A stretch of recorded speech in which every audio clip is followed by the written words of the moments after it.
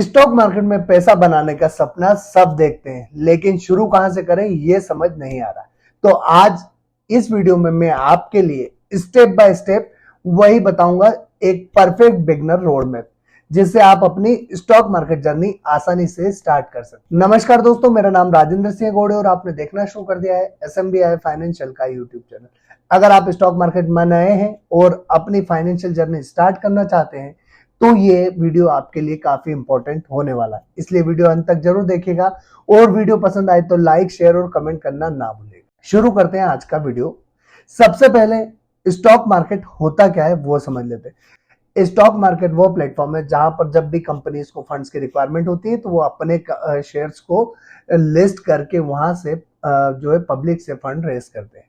उसकी कुछ प्रोसेस होती है, वो हम बाद में समझेंगे। अभी सिंपल भाषा में समझे कि वो प्लेटफॉर्म जहां से कंपनीज अपना फंड रेज करती है और उसके बदले में कंपनीज जो है अपने शेयर्स जो इन्वेस्टर्स को सेल कर देती है और आप और हमारे जैसे इन्वेस्टर उन शेयर्स को बाय और सेल करके प्रॉफिट अर्न करते हैं। सबसे पहली स्टेप जो आती है वो आती है, आपको कुछ डॉक्यूमेंट लगेंगे जिनमें आपके पास पैन कार्ड होना चाहिए, आधार कार्ड होना चाहिए, बैंक अकाउंट होना चाहिए और आधार लिंक मोबाइल और साथ ही साथ आपका ईमेल एड्रेस। ये कुछ इंपॉर्टेंट डॉक्यूमेंट है और साथ ही साथ आजकल डिजी लॉकर की भी रिक्वायरमेंट लगने लगी जिनकी सहायता से आप अपना डीमेट और ट्रेडिंग अकाउंट ओपन कर सकते हैं। बात आती है डीमेट एंड ट्रेडिंग अकाउंट क्या होता है। डीमेट एंड ट्रेडिंग अकाउंट वो अकाउंट होता है, अगर हम बात करें डीमेट अकाउंट की तो डीमेट अकाउंट एक ऐसा अकाउंट जिसमें हमारे शेयर्स को स्टोर करने के लिए एक प्लेस होता है। मतलब हमारे शेयर्स खरीदने के बाद हम जिस अकाउंट में रखते हैं उसे हम डीमेट अकाउंट कहते हैं। और दूसरा होता है ट्रेडिंग अकाउंट, जहां हम हमारे शेयर्स बाई या सेल करते हैं, वो होता है trading account. Demat and trading दोनों ही अकाउंट ब्रोकर के थ्रू खोले जाते हैं। इंडिया में कई सारे ब्रोकर है जैसे IIFL, जरोदा, मोतीलाल ओसवाल, ग्रो, आप स्टॉक, एंजल वन। किसी भी ट्रस्टेबल ब्रोकर के साथ आप अपना डीमेट अकाउंट और ट्रेडिंग अकाउंट ओपन कर सकते हैं। डीमेट अकाउंट जो है वो ब्रोकर की सहायता से CDSL या NSDL, इंडिया में दो ही डिपॉजिटरी उन्हीं के अंदर ओपन होते हैं। अब बात आती है मार्केट के 3 इन्वेस्टमेंट ऑप्शन से। सबसे पहला आता है स्टॉक्स। आप इंडिविजुअल कंपनी के स्टॉक में इन्वेस्ट कर सकते हैं जहां पर आपको हाई रिस्क और हाई रिटर्न का ऑप्शन अवेलेबल है। आपको इसमें कई सारी कंपनीज जैसे Reliance, HDFC, SBI, Tata, Adani, Asian paint, Hindustan Unilever, Bata, तमाम सारी कंपनीज के शेयर आपको लिस्टेड मिल जाएंगे और इन कंपनीज के शेयर में आप डायरेक्टली निवेश कर सकते हैं और प्रॉफिट अर्न कर सकते हैं। बट इसमें इनिशियल लेवल पर आपको समस्या आएगी कि आपके पास जो नॉलेज की कमी है या जो डेटा की कमी है की वजह से आप अपना पैसा रिस्क में डाल सकते हैं। इसमें इन्वेस्ट करने के लिए आपको एक अच्छी खासी रिसर्च आना चाहिए। नंबर 2 पर आता है mutual fund. Professionally manage beginners के लिए परफेक्ट ऑप्शन है। SIP से स्टार्ट करो। यहाँ सारा काम एक पूरी प्रोफेशनल टीम मैनेज करती है जहां रिस्क के चांसेस काफी कम होते हैं और आपको यहाँ वैरायटी ऑफ प्रोडक्ट मिल जाते हैं जो आपके रिस्क कैपेसिटी के अकॉर्डिंग काफी फेवरेबल होते हैं, जिसमें आप इक्विटी फंड्स, डेब्ट फंड और हाइब्रिड फंड्स जैसे फंड्स में पैसा लगा सकते हैं। तीसरे नंबर का जो ऑप्शन है वो बहुत ही आसान है, ETFs एक इंडेक्स का सिंपल वर्जन है। अब एक बार समझ लेते हैं ETF होता क्या है। एक ऐसा इन्वेस्टमेंट फंड होता है जो शेयर बाजार में शेयर की तरह ही ट्रेड करता है। मतलब mutual fund plus shares is equal to ETF। Mutual fund की तरह ही आपको पैसा जो है वो स्टॉक में इन्वेस्ट होता है, बट ट्रेडिंग शेयर की तरह होती है। आप डायरेक्टली जो है एक्सचेंज से ETF में ट्रेड कर सकते हैं।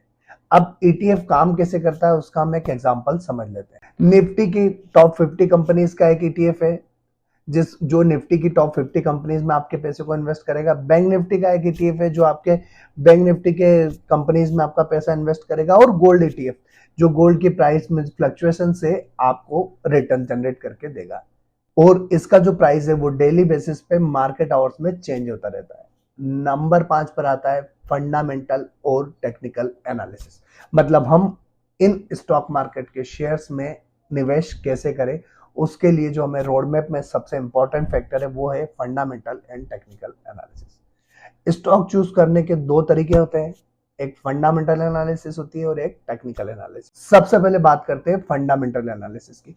कंपनी का बिजनेस, ग्रोथ, प्रॉफिट, मैनेजमेंट, डेप्ट, जो इन कंपनी के लोन है, रिटर्न क्या दे रही है कंपनी, ईपीएस क्या है, वो तमाम सारी चीजों को ट्रैक करके हम कंपनी का फंडामेंटल एनालिसिस कर सकते हैं और उसके बाद ये हम डिसाइड कर सकते हैं कि इस कंपनी के शेयर में निवेश करना है या नहीं। ये जनरली जो है लॉन्ग टर्म प्रोसेस के लिए फंडामेंटल एनालिसिस को फॉलो किया जाता है। टेक्निकल एनालिसिस की अगर हम बात करें तो यहाँ पर chart, indicators, pattern, short term trading के लिए परफेक्ट एग्जांपल होता है। अब बात आती है सबसे इंपॉर्टेंट फैक्टर की, रिस्क मैनेजमेंट।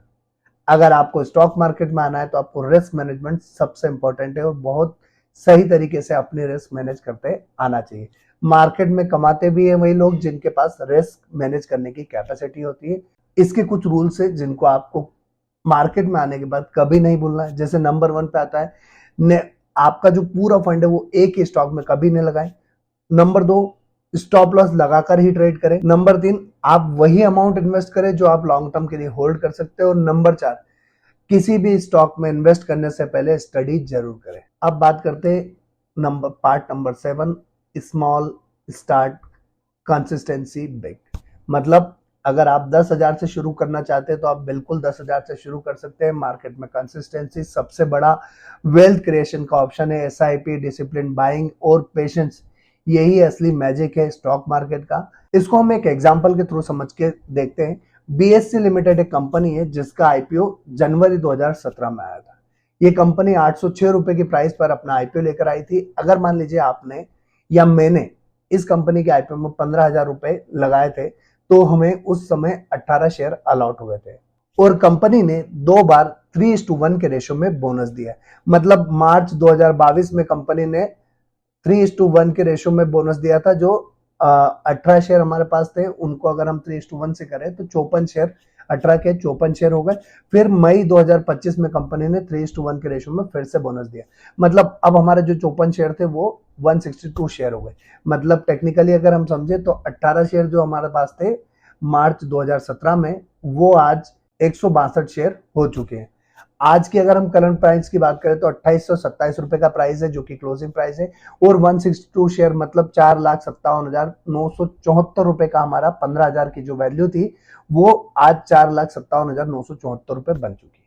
अब इसके साथ साथ लॉन्ग टर्म इन्वेस्टिंग की एक बहुत अच्छी खासियत है, वो भी मैं आपको समझाता हूँ।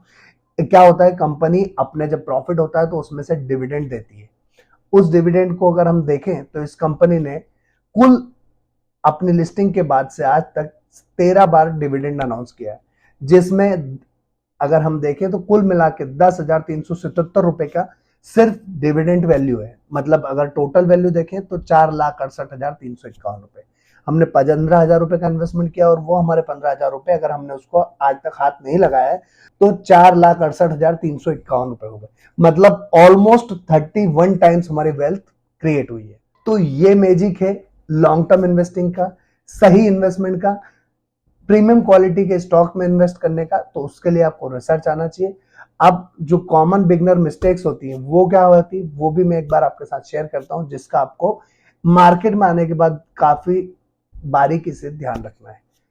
टिप्स फॉलो करके जो इन्वेस्टमेंट करते हैं आप, जैसे इंस्टाग्राम पर रील देखी, ये स्टॉक 5 दिन में 50 रुपए हो जाएगा, 10 रुपए का भी स्टॉक है 100 रुपए हो जाएगा, वो मत करें। फोमो बाइंग ना करें, हाई रिस्क की पेनी स्टॉक से दूर रहें, डेली प्रॉफिट चेस ना करें, लॉस देखकर पैनिक सेलिंग मत करें। अगर आपने अच्छी कंपनी का स्टॉक लिया है, मार्केट थोड़ा सा खराब हुआ तो भी होल्ड कर सकते हैं। इन गलतियों से दूर रहोगे तो मार्केट आपको पैसा डेफिनेटली बनाकर देगा। अब बात करते हैं फाइनल रोड मैप की। तो एक बार फिर से रिकॉल कर लेते हैं। स्टेप 1 होती है हमारी डीमेट अकाउंट ओपन करना, बेसिक लर्निंग स्मॉल कैपिटल से स्टार्ट करना है, ब्लू चिप स्टॉक्स में या फिर म्यूचुअल फंड या ईटीएफ के थ्रू इन्वेस्ट करना है, कॉन्स्टेंटली इन्वेस्टिंग जारी रखना है, रिस्क मैनेजमेंट पर सबसे इंपॉर्टेंट फैक्टर है, रिस्क मैनेजमेंट पर फोकस रखना है और हमारा इन्वेस्टमेंट का हमेशा जो टारगेट है वो लॉन्ग टर्म इन्वेस्टमेंट होना चाहिए। अगर आप इन चीजों का ध्यान रखते हैं तो आप डेफिनेटली एक अच्छे इन्वेस्टर बन सकते हैं। अगर आप इस रोड मैप को फॉलो करते हैं तो आपको stock market journey smooth, smart और प्रॉफिटेबल हो सकती है। वीडियो पसंद आया हो तो लाइक, शेयर और कमेंट जरूर कीजिएगा और अपने दोस्तों के साथ शेयर करना ना भूलिएगा। और दोस्तों साथ ही साथ नेक्स्ट संडे आप किस टॉपिक पर वीडियो चाहते हैं कमेंट बॉक्स में कमेंट करके जरूर बताइएगा। तो आज के लिए इतना ही। एक और वीडियो के साथ हम फिर मुलाकात करेंगे। तब तक के लिए जय हिंद।